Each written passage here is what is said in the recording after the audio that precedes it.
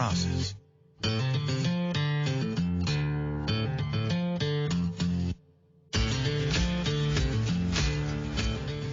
Baldy Woods reached for a drink and got it. When Baldy wanted something, he usually got it. But this is not Baldy's story. Now he took his third drink, which was larger than the first and the second. Baldy had been listening to the troubles of a friend. Now Baldy was going to tell his friend what to do. So the friend was buying him the drinks. This was the right thing for the friend to do. "I'd be king if I were you," said Baldy. He said it loudly and strongly. Webb Yeager moved his wide hat back on his head. He put his fingers in his yellow hair and moved it about. It now looked wilder than before. But this did not help him to think better. Therefore, he also got another drink. "If a man marries a queen, it ought not make him nothing," said Webb. Here was his real problem. "Surely not," said Baldy. "You ought to be a king, but you're only the queen's husband. That's what happens to a man in Europe if he marries the king's daughter. His wife becomes a queen, but is he a king? No. His only duty is to appear with the queen in pictures and be the father of the next king. That's not right. Yes, Webb, you are only the queen's husband. And if I were you, I'd turn everything upside down and I would be king." Baldy finished his drink. "Baldy," said Webb, "you and I have been cowboys together for years. We've been riding the same roads since we were very young. I wouldn't talk about my family to anyone but you. You were working on the Nopalito Ranch when I married Santa McAllister. I was foreman then. What am I now? Nothing." "When old McAllister was cattle king of West Texas," continued Baldy, "you were important. You told people what to do. Your commands were as strong as his." "That was true," said Webb, "until he discovered that I wanted to marry Santa. Then he sent me as far away from the ranch house as he could. When the old man died, they started to call Santa the cattle queen. Now, I tell the cattle what to do. That's all. She takes care of all the business. She takes care of all the money. I can't sell any cattle, not one animal. Santa is the queen and I'm nothing." "I would be king if I were you," said Baldy Woods again. "When a man marries a queen, he ought to be the same as she is. Plenty of people think it's strange, Webb. Your words mean nothing on the Nopalito Ranch. Mrs. Yeager is a fine little lady, but a man ought to be the head of his own house." Webb's brown face grew long with sadness. With that expression in his wild yellow hair and his blue eyes, he looked like a schoolboy who had lost his leadership to another strong boy. Yet his tall body looked too strong for such a thing to happen to him. "I'm riding back to the ranch today," he said. It was easy to see that he did not want to go. "I have to start some cattle on the road to San Antonio tomorrow morning." "Well, I'll go with you as far as Dry Lake," said Baldy. The two friends got on their horses and left the little town where they had met that morning. At Dry Lake they stopped to say goodbye. They had been riding for miles without talking. But in Texas, talk does not often continue steadily. Many things may happen between words. But when you begin to talk again, you're still talking about the same thing. So now Webb added something to the talk that began 10 miles away. "You remember, Baldy, there was a time when Santa was different. You remember the days when old McAllister kept me away from the ranch house. Remember how she would send me a sign that she wanted to see me? Old McAllister said that he would kill me if I came near enough. You remember the sign she used to send, Baldy? The picture of a heart with a cross inside it?" "Me?" cried Baldy. "Sure I remember. Every cowboy on the ranch knew that sign of the heart and the cross. We would see it on things sent out from the ranch. We would see it on anything. It would be on newspapers, on boxes of food, Once I saw it on the back of the shirt of a cook that McAllister sent from the ranch.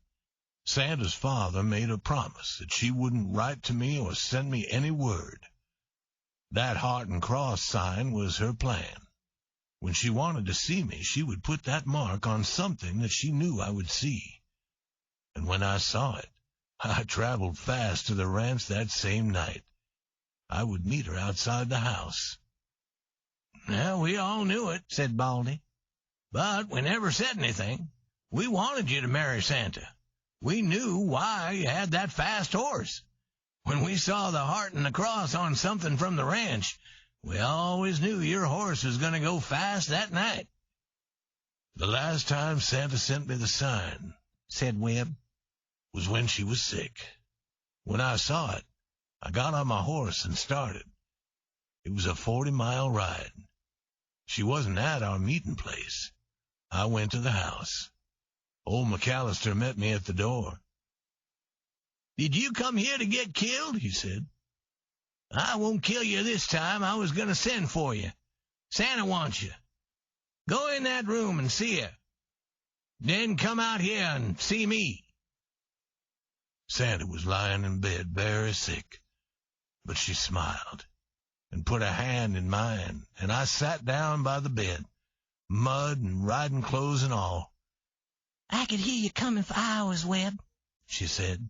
I was sure you would come. You saw the sign? I saw it, I said. It's our sign, she said. Hearts and crosses, to love and to suffer. That's what they mean. And old Dr. Musgrove was there. And Santa goes to sleep, and Dr. Musgrove touches her face, and he says to me, You were good for her, but go away now. The little lady will be all right in the morning. Old McAllister was outside her room. She's sleeping, I said. Now you can start killing me. You have plenty of time. I haven't anything to fight with. Old McAllister laughs and says to me, Killing the best foreman in West Texas is not good business. I don't know where I could get another good foreman. I don't want you in the family, but I can use you on the Nopalito if you stay away from the ranch house. You go up and sleep, and then we'll talk. The two men prepared to separate. They took each other's hand. Bye, Baldy, said Webb. I'm glad I saw you and had this talk. With a sudden rush, the two riders were on their way. Then Baldy pulled his horse to a stop and shouted. Webb turned. If I were you, came Baldy's loud voice, I would be king. At 8 the following morning, Bud Turner got off his horse at the Nopalito ranch house. Bud was the cowboy who was taking the cattle to San Antonio. Mrs. Yeager was outside the house putting water on some flowers.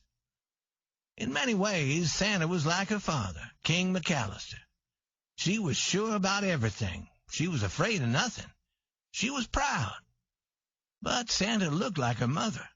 She had a strong body and a soft prettiness. Because she was a woman, her manners were womanly. But she liked to be queen, as her father had liked to be king. Webb stood near her, giving orders to 2 or 3 cowboys. Good morning, said Bud. Where do you want the cattle to go? To Barber's as usual? The queen always answered such a question. All the business, buying, selling, and banking, had been held in her hands. Care of the cattle was given to her husband. When King McAllister was alive, Santa was his secretary and his helper. She had continued her work, and her work had been successful. But before she could answer, the queen's husband spoke. You drive those cattle to Zimmerman's and Nesbitt's. I spoke to Zimmerman about it. Bud turned, ready to go. Wait, called Santa quickly. She looked at her husband with surprise in her gray eyes. What do you mean, Webb? She asked. I never deal with Zimmerman and Nesbitt. Barber has bought all the cattle from this ranch for 5 years. I'm not going to change. She said to Bud Turner, Take those cattle to Barber. Bud did not look at either of them. He stood there waiting. I want those cattle to go to Zimmerman and Nesbit, said Webb. There was a cold light in his blue eyes. It's time to start, said Santa to Bud. Tell Barber we'll have more cattle ready in about a month. Bud allowed his eyes to turn and meet Webb's. You take those cattle, said Webb, to Barber, said Santa quickly. Let's say no more about it. What are you waiting for, Bud? Nothing, said Bud. But he did not hurry to move away, for man is man's friend, and he did not like what had happened. You heard what she said, cried Webb. We do what she commands. He took off his hat and made a wide movement with it, touching the floor. Webb, said Santa, what's wrong with you today? I'm acting like the Queen's fool, said Webb. What can you expect? Let me tell you, I was a man before I married a cattle queen. What am I now? Something for the cowboys to laugh at. But I'm going to be a man again. Santa looked at him. Be reasonable, Webb, she said quietly. There's nothing wrong. You take care of the cattle, I take care of the business. You understand the cattle. I understand the business better than you do. I learned it from my father. I don't like kings and queens, said Webb, unless I'm one of them myself. All right, it's your ranch. Barber gets the cattle. Webb's horse was tied near the house. He walked into the house and brought out the supplies he took on long rides. These he began to tie on his horse. Santa followed him. Her face had lost some of its color. Webb got on his horse. There was no expression on his face except a strange light burning in his eyes. There's some cattle at the Hondo water hole, he said. They ought to be moved. Wild animals have killed 3 of them. I did not remember to tell Sims to do it. You tell him. Santa put a hand on the horse and looked her husband in the eye. Are you going to leave me, Webb? She asked quietly. I'm going to be a man again, he answered. I wish you success, she said with a sudden coldness. She turned and walked into the house. Webb Yeager went to the southeast as straight as he could ride. And when he came to the place where the sky and the earth seemed to meet, he was gone.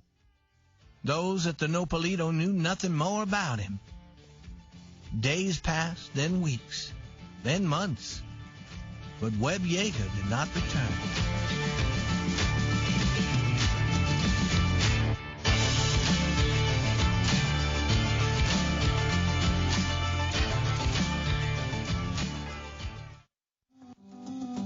And that's our program for today. Listen again tomorrow to learn English through stories from around the world. I'm Jonathan Evans.